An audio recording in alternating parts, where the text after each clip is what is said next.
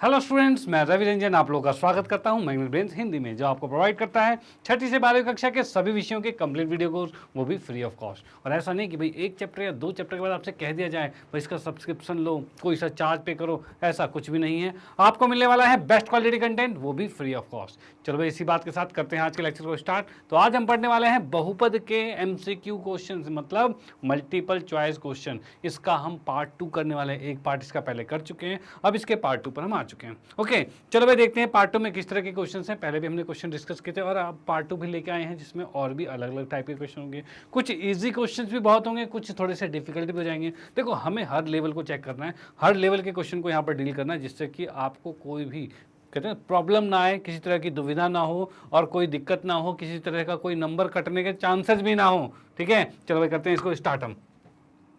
देखते हैं सबसे पहला क्वेश्चन इसमें क्या लिखा हुआ है। तो पहला क्वेश्चन है, निम्न में से कौन एक चर में बहुपद है, मतलब इनमें से कौन सा है जो एक चर में बहुपद है। देखो, इसको स्टार्ट करने से पहले फिर से आपको कहना चाहता हूँ कि अगर आपने इसकी कॉन्सेप्ट वीडियो नहीं देखी है, मतलब जिसकी स्टार्टिंग में हमने बताया था भाई, इसको पूरा डिटेल में समझाया था, इसके कॉन्सेप्ट को समझाया था, इसकी अवधारणाएं बताई थी, उसको जिसने नहीं समझा है तो कृपया करके उसको जरूर देख लेना। क्योंकि अगर वो चीज़ें आपको आती है तो ये चीज़ें बिल्कुल आसान हो जाने वाली है और मज़ा आने वाला है यहाँ पे, और अगर नहीं आती है तो फिर थोड़ी दिक्कतें महसूस होगी। ठीक है, तो भाई अगर आपने वो नहीं देखा है तो वो बिल्कुल देख लीजिएगा। और करते हैं इसको स्टार्ट, देखते हैं भाई क्या क्या चीज़ें इसके अंदर। तो यहाँ पर लिखा है भाई, इनमें से कौन एक चर में बहुपद है। तो एक चर में बहुपद की बात करें तो यहाँ पर हम देख सकते हैं, देखो क्या है, जैसे कि ये है x का स्क्वायर 3x 7। ठीक है, यहाँ पर भी है, यहाँ पर भी, यहाँ पर भी, तो चारों के अंदर तो एक चर ही है। भाई चर की बात करें तो चारों में एक ही है, लेकिन मुद्दा है बहुपद का, बहुपद भी होना चाहिए। तो बहुपद के लिए हमने क्या देखा था भाई, उसके लिए ये देखा था कि x की घात हमेशा पूर्ण संख्या होनी चाहिए। अब पूर्ण संख्या होनी चाहिए तो क्या है इसमें, तो यहाँ पर आपको दिख रहा है t की घात क्या है, 1/2, t रूट में है, मतलब 1/2। तो यहाँ पर ये पूर्ण संख्या नहीं हो रही, यहाँ पर 2 में y आ रहा है। अब 2 में y का मतलब क्या होता है, इसको आगे लिखोगे तो y की घात -1 आएगा। भाई ये ऊपर जाएगा तो y की घात -1 हो, तो y की घात -1, मतलब -1 क्या पूर्ण संख्या है, तो नहीं है। जब y की घात -1 आ रही है और वो पूर्ण संख्या नहीं होता तो ये भी बहुपद नहीं होगा, सेम ये भी बहुपद नहीं होगा, लेकिन ये बिल्कुल सही है। यहाँ पर एक चर मौजूद है जो कि दिख रहा है हमें x है। ठीक है, और x की घात भी 2 आ रहा है और 1 आ रहा है, और 2 और 1 क्या होता है, पूर्ण संख्या होता है, यानी ये बहुपद है।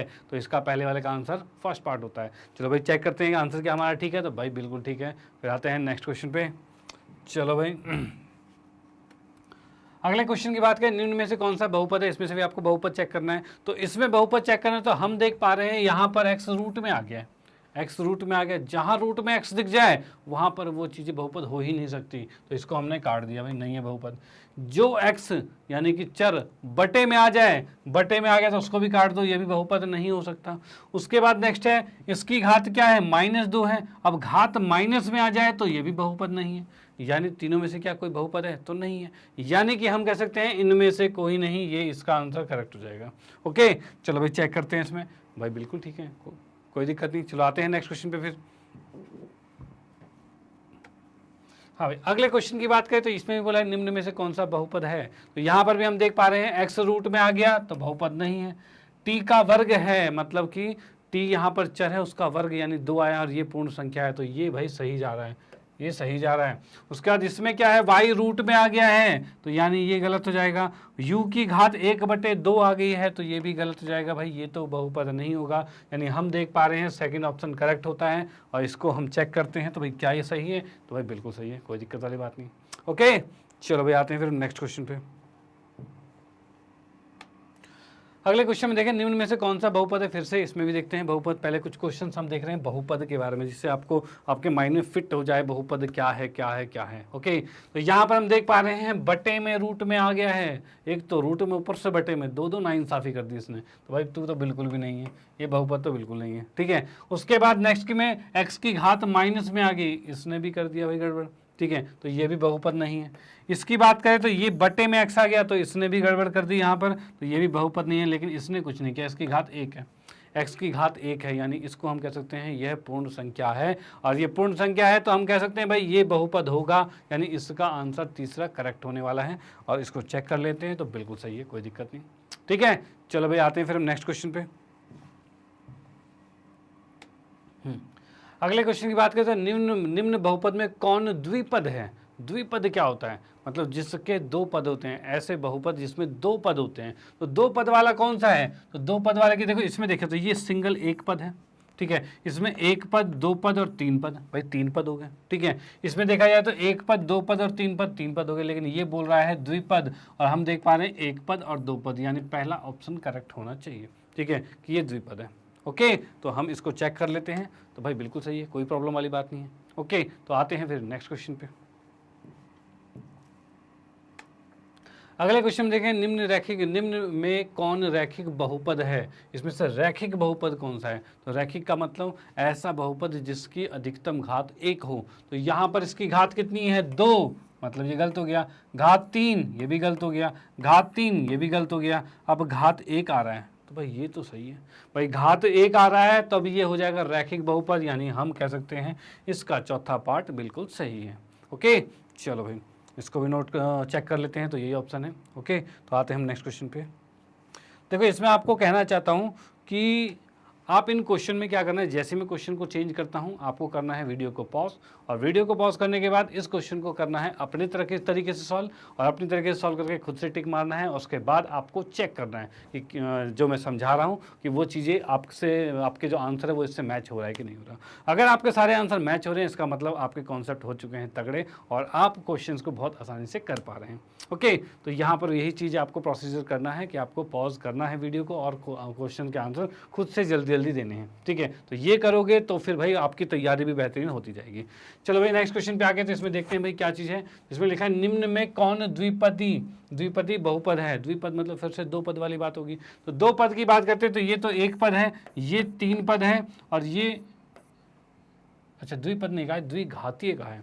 इसने कहा है द्विघातीय कहा है, ठीक है। द्विघाती क्या होता है, द्विघाती बहुपद वह बहुपद होते हैं जो जिस बहुपद में अधिकतम घात दो हो जाए, जिस बहुपद में अधिकतम घात दो होते हैं उसे द्विघाती बहुपद कहा जाता है। तो अब यहाँ पर देखिए इसकी अधिकतम घात कितनी है, एक है, मतलब ये कैंसिल, ठीक है। इसकी अधिकतम घात कितनी है, दो है, मतलब ये चीज़ ठीक चल रहा है।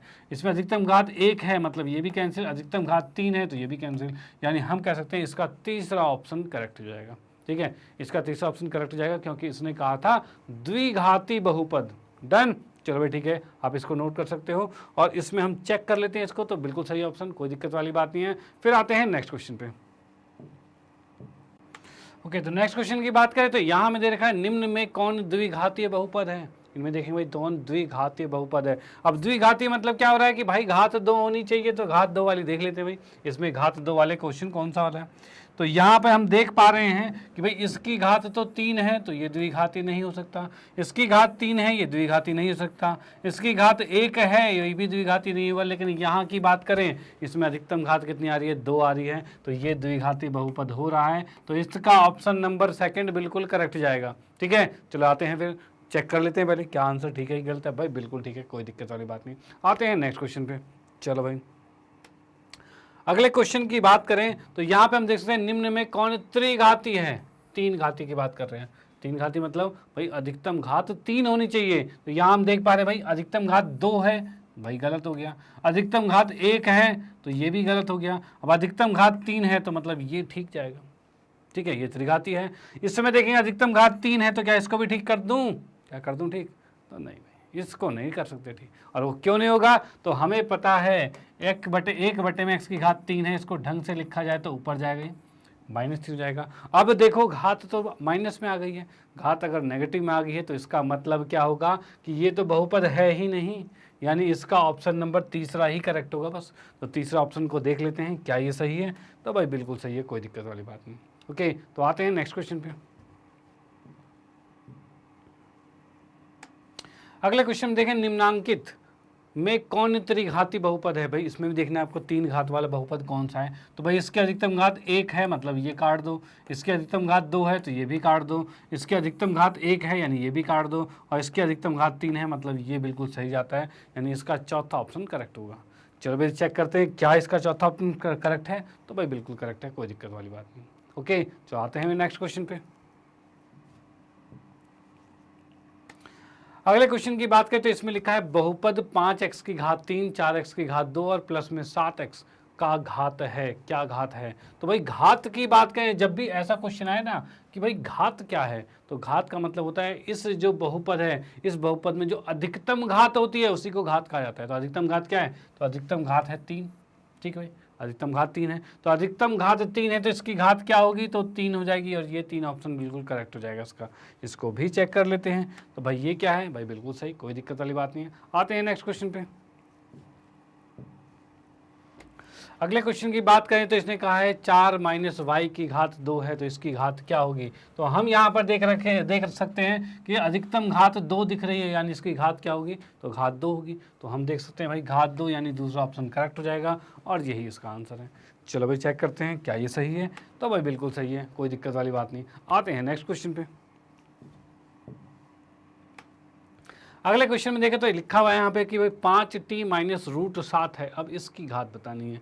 अब इसमें चर कौन सा है, तो चर तो भाई t है, तो t की अधिकतम घात देखी जाएगी, तो कितनी घात है, तो नहीं लिखा, नहीं मतलब एक घात है। अब एक घात मतलब इस बहुपद की घात कितनी हो गई, तो ये घात हो गई है 1, तो इसका ऑप्शन नंबर सेकंड करेक्ट जाएगा। ठीक है, चलो भाई देखते हैं। तो भाई बिल्कुल सही है, कोई दिक्कत वाली बात नहीं। अब आते हैं नेक्स्ट क्वेश्चन पे। अगले क्वेश्चन में देखेंगे भाई यहाँ पर जो बहुपद दिख रहा है इसमें अधिकतम घात क्या है, तो ये तो 3 है और ये 6 है, तो अधिकतम वाली तो 6 होगी। तो हम कह सकते हैं इस बहुपद की जो घात है वो 6 आएगा, मतलब तीसरा ऑप्शन यहाँ पर करेक्ट हो जाएगा, और हम कह सकते हैं इसकी घात 6 है। डन, चलो भाई ठीक है। आते हैं फिर इसके बाद नेक्स्ट क्वेश्चन पे। भाई ऑप्शन भी बिल्कुल सही दिखा रहा है, कोई दिक्कत वाली बात नहीं। चलो भाई आते हैं इसके बाद नेक्स्ट पे। तो इसमें हम देख पा रहे हैं कि भाई 2 माइनस में x की घात 2 है, प्लस में x की घात 3 है, और कह रखा है एक्स स्क्वायर का गुणांक निकालना है। अब गुणांक क्या होता है, गुणांक का मतलब होता है जिस चर का हमें गुणांक निकालना है, इसका मतलब उसके साथ कौन सी संख्या गुणा में है। अब कौन सी संख्या गुणा में है उसे उसका गुणांक कहा जाएगा। तो यहाँ हम देख रहे हैं भाई x का वर्ग जो है उसके साथ गुणा में क्या है, तो बोलोगे सर कुछ भी नहीं, कुछ भी नहीं। नहीं, जहाँ कुछ नहीं मतलब वहाँ 1 है, तो यहाँ पर 1 है और माइनस भी है, यानी -1 होगा। अब -1 की बात करें तो यहाँ ऑप्शन नंबर 1 इसका करेक्ट जाएगा। ठीक है, इसको भी चेक कर लेते हैं। भाई बिल्कुल ठीक है, कोई दिक्कत वाली बात नहीं। आते हैं नेक्स्ट क्वेश्चन पे। अगले क्वेश्चन में देखें भाई यहाँ पर एक्स स्क्वायर का गुणांक क्या है, तो एक्स स्क्वायर के साथ गुणा में क्या है, तो हम देख पा रहे हैं कि भाई ये जो है वो एक्स स्क्वायर के साथ गुणा में है। तो ये कहाँ दिख रहा है आपको, तो भाई ये तो नहीं है, ये वाला तो ये आ रहा है पाई बटे में 2, भाई पाई बटे में 2 है, वो यहाँ पर आ चुका है। तो यहाँ पर बाकी चीज़ें अलग है, तो हम देख पा रहे हैं कि इसमें जो दूसरा ऑप्शन है वो बिल्कुल करेक्ट जा रहा है। ठीक है, तो आप इसको नोट कर लीजिए भाई, और हम चेक करते हैं भाई क्या आ रहा है। तो बिल्कुल सेकंड ऑप्शन बिल्कुल सही है। तो इसके बाद हम आते हैं नेक्स्ट क्वेश्चन पे। चलो भाई ओके, तो नेक्स्ट क्वेश्चन हमारे पास है भाई, इसमें दे रखा है भाई एक्स स्क्वायर का गुणांक फिर से निकालना है। तो एक्स स्क्वायर कहाँ है इसमें, अब बोलोगे सर एक्स स्क्वायर तो दिख नहीं रहा। अब इसमें मैं आपको बताना चाहता हूँ, जैसे कि लिखा हुआ है √2x माइनस में 1, भाई एक्स स्क्वायर तो है ही नहीं। अब उसके साथ क्या गुणा में, हमें क्या बता भाई, एक्स स्क्वायर दिखे तब ना देखे भाई उसके साथ गुणा में क्या है। तो भाई एक्स स्क्वायर नहीं है, तो अगर मान लो यहाँ पर एक्स स्क्वायर होता और ये बेचारा शहीद हुआ कैसे है, ये कैसे गायब हुआ है, तो गायब इसलिए हुआ है क्योंकि इसके साथ अगर कोई संख्या 0 गुना कर दी जाए, अगर एक्स स्क्वायर के साथ कोई संख्या 0 गुना कर दी जाए तो वो भी 0 हो जाएगा। यानी एक्स स्क्वायर नहीं है, तो क्यों नहीं है, क्योंकि उसका गुणांक 0 है, तभी तो वो नहीं है। यानी अगर कोई भी चर यहाँ पर ना पाया जाए और उसका गुणांक पूछा जाए, तो उस कंडीशन में आपको क्या कहना है, उसमें कहना है भाई उसका गुणांक क्या होगा, 0 होगा। यानी पहला ऑप्शन यहाँ पर ये करेक्ट होता है, जो कि 0 होगा। ओके, तो इसको भी चेक कर लेते हैं क्या ये सही है। तो भाई बिल्कुल सही है, कोई दिक्कत वाली बात नहीं। आते हैं नेक्स्ट क्वेश्चन पे। अगले क्वेश्चन की बात करें तो यहाँ पर कहा है भाई x का गुणांक निकालना है। तो इसमें भी देखते हैं x के साथ क्या गुणा में है। तो हम देख पा रहे हैं x यहाँ पर है, उसके साथ गुणा में क्या है, तो गुणा में कुछ नहीं मतलब 1 है, और माइनस भी है यानी -1 है। तो हम कह सकते हैं इसका दूसरा ऑप्शन बिल्कुल करेक्ट होता है, जो कि x का गुणांक है। और इसको भी चेक कर लेते हैं क्या ये बराबर है। तो भाई बिल्कुल बराबर है, कोई दिक्कत वाली बात नहीं। आते हैं नेक्स्ट पे। नेक्स्ट की बात करें तो x बराबर में 0 है के लिए बहुपद, ये जो बहुपद दे रखा है का मान होगा, क्या मान होगा। तो इसमें हम देख सकते हैं x का मान 0 है, जैसे आप यहाँ रखोगे तो 5 और यहाँ पर लिखा 0, माइनस में 4 और यहाँ पर लिखा 0, ठीक है, और यहाँ लिखा 3 और ये चीज़ आ गई हमारे पास। ओके, जैसे ही 5 को 0 से गुना करोगे तो 0 आएगा, 4 को 0 से गुना किया तो 0 ही होएगा। अब बचा क्या 3, यानी इसका आंसर कितना आ रहा है 3 आ रहा है। डन, तो 3 आ रहा है तो इसके 3 को ऑप्शन को हम चूज कर सकते हैं जो कि यहाँ पर सेकंड पार्ट में है, तो यहाँ पर सेकंड पार्ट होता है बिल्कुल सही। और इसको हम चेक करते हैं क्या ये सही है, तो भाई बिल्कुल सही है, कोई दिक्कत वाली बात नहीं। ओके, आते हैं नेक्स्ट क्वेश्चन पे। अगले क्वेश्चन में देखिए, अगर x का मान होता है -1 और उसको मैं रखता हूँ यहाँ पर, तब क्या होगा। तो यहाँ पर हम देख सकते हैं भाई -1 को रखा तो -1 लिखा है, माइनस में 4 है, -1 का वर्ग है, प्लस में 3 है, ये चीज़ हो गया। ठीक है, इसको जब यहाँ गुना करेंगे तो कितना आएगा, तो ये आ गया -5 और ये आ जाएगा कितना, -1 का वर्ग 1 होता है और 1 चौके 4 ही होगा, प्लस में 3 होगा। अब -4 -5 कितना होगा, -9 हो जाएगा और -9 और +3 कितना होगा, तो ये हो जाएगा आपका -6। भाई -9 में से 3 जोड़ोगे तो -6 ही आएगा, तो ये आ गया। अब देखते हैं ऑप्शन में कहीं है, तो भाई चौथा ऑप्शन बिल्कुल करेक्ट जा रहा है। यहाँ पे चौथा ऑप्शन करेक्ट जा रहा है, तो हम इसको चेक करते हैं क्या ये सही है, तो भाई बिल्कुल सही है, नो प्रॉब्लम। आते हैं नेक्स्ट क्वेश्चन में।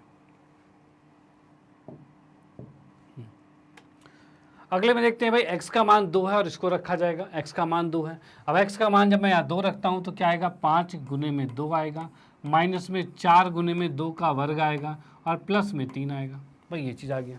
ठीक है, अब इसमें देख सकते हैं 5 दूनी 10 आ गया, ठीक है, माइनस में 2 दूनी 4 चौक 16 आ जाएगा और प्लस में 3 आ गया, ये चीज़ आ गया।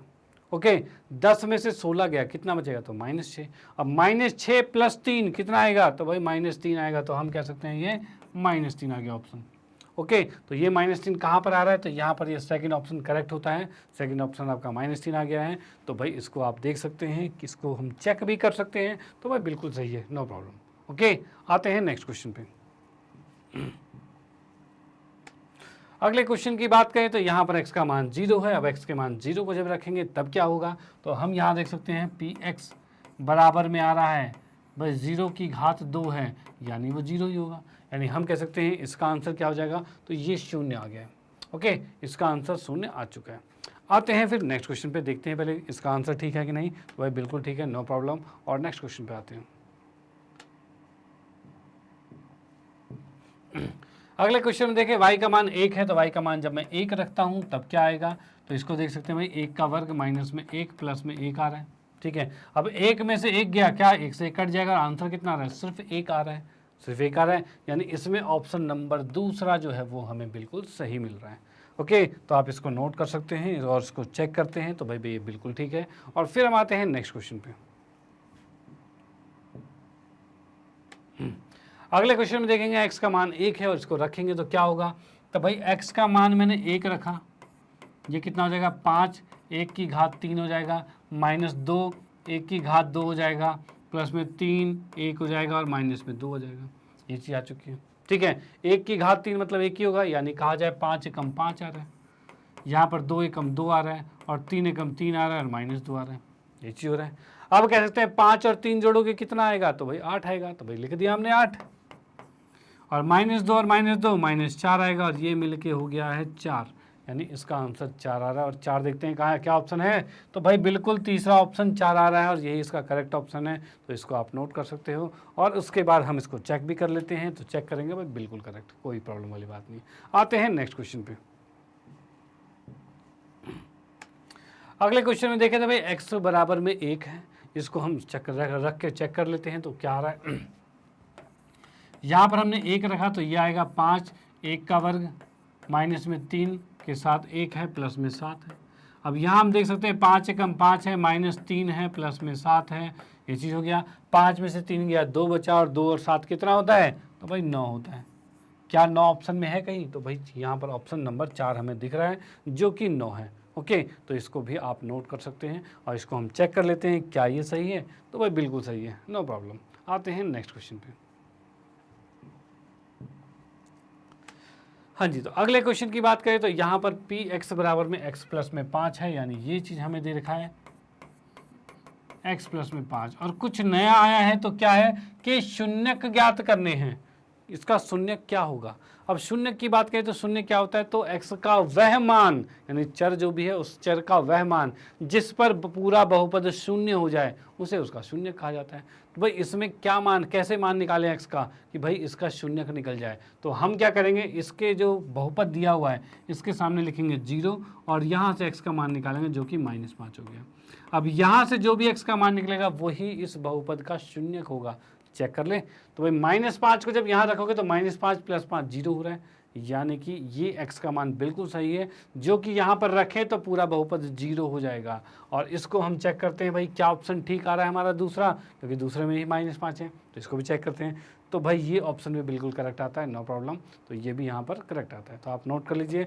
फिर आते हैं नेक्स्ट पे हम, और नेक्स्ट क्या है, तो नेक्स्ट हमारा यहाँ पर आज के बहुविकल्पीय क्वेश्चन यानी कि कहा जाए एमसीक्यू क्वेश्चन, ये आज के समाप्त होते हैं। तो यहाँ पर आज भी हमने बहुत ही अलग अलग टाइप के क्वेश्चन देखे, कुछ सिंपल क्वेश्चन देखे, कुछ थोड़े से मॉडरेट क्वेश्चन देखे। बाकी और भी वीडियोज़ आएगी जिसके अंदर हम इसके और भी डिफिकल्ट टाइप के और अच्छे क्वेश्चन भी लेके आएंगे, और जिसका आप बस इंतजार करना, भाई वो चीज़ जल्दी आ जाएगी। और भाई कहते हैं आपके सिस्टमेटिक तरीके से वीडियोज़ बनते जा रहे हैं, बस आप रेगुलर रहिए, पंक्चुअल रहिए, ठीक है, आपकी तैयारी होने वाली है बेहतरीन और कोई प्रॉब्लम नहीं आने वाली। कहते हैं ना, आपके अच्छे मार्क्स की गारंटी हम लेते हैं, आप बस साथ में जुड़े रहिए, मार्क्स तो आपके कहते हैं बिल्कुल पीक पर जाएंगे, मैक्सिमम टू मैक्सिमम आएंगे।